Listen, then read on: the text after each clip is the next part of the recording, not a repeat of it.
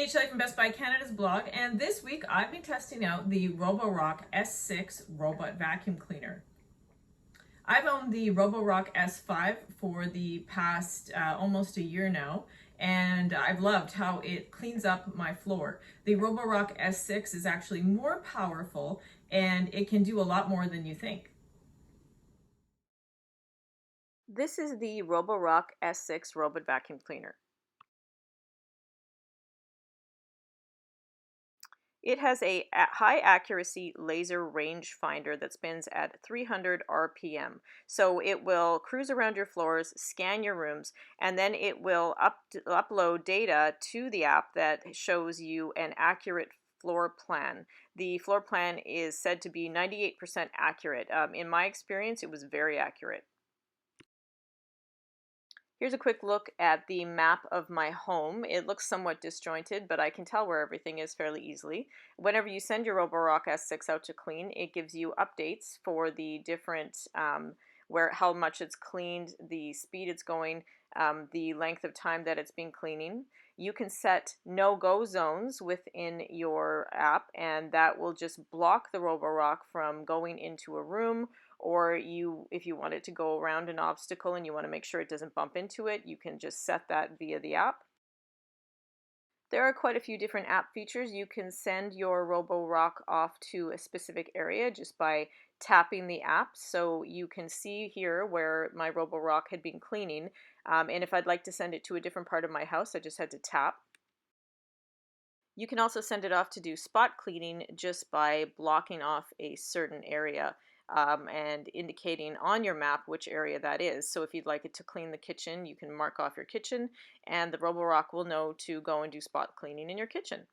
As it's cruising through your floors, it will be using up to 14 different sensors at one time. That gives it a 360-degree view of your floors.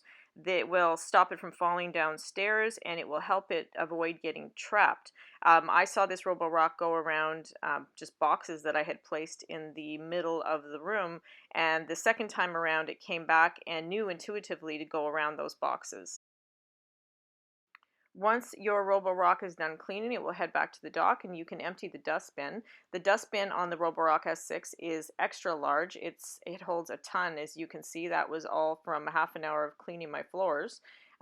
Empty it, you just have to tap it out in your garbage can.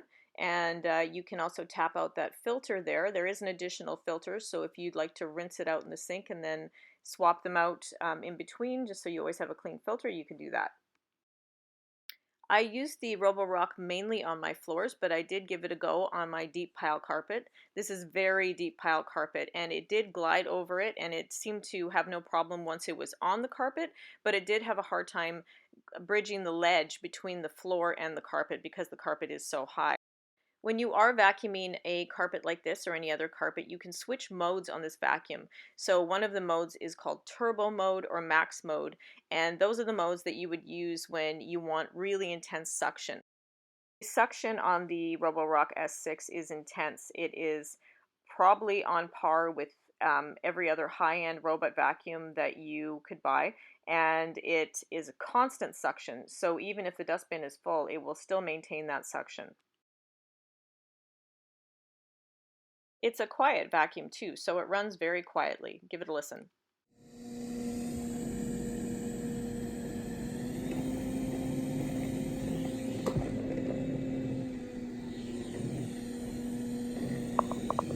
The Roborock S6 isn't just a vacuum cleaner, it also mops your floor. All you have to do is install the damp mop attachment and you can have your floor mopped hands-free.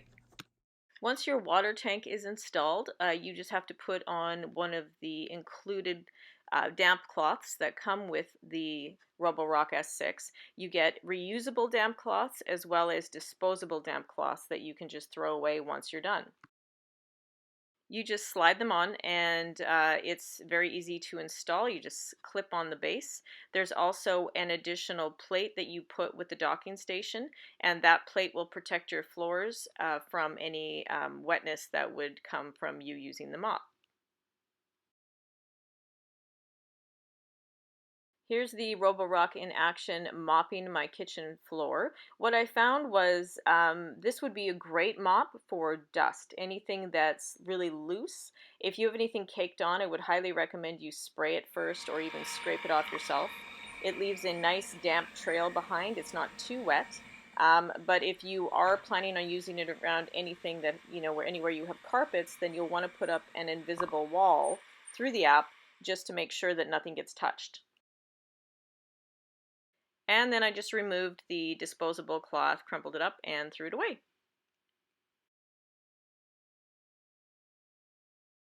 One of the other great features about the Roborock S6 is how you can add it to Google Home. So you just add it to your home via the Google Home app, and you can use voice to control your robot vacuum cleaner. Start Roborock. You got it. Starting Roborock S6.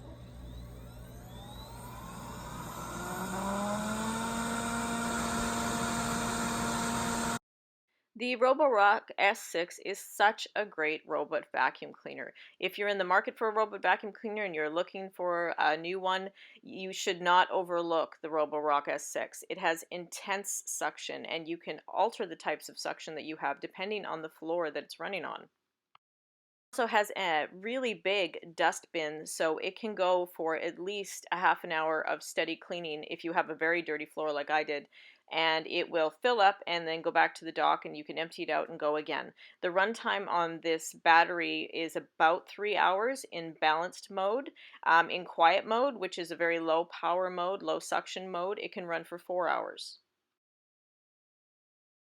I had a great time using the Roborock S6. I highly recommend this robot vacuum cleaner, and if it can take on the dirt and debris in my little farmhouse, it can take on anything.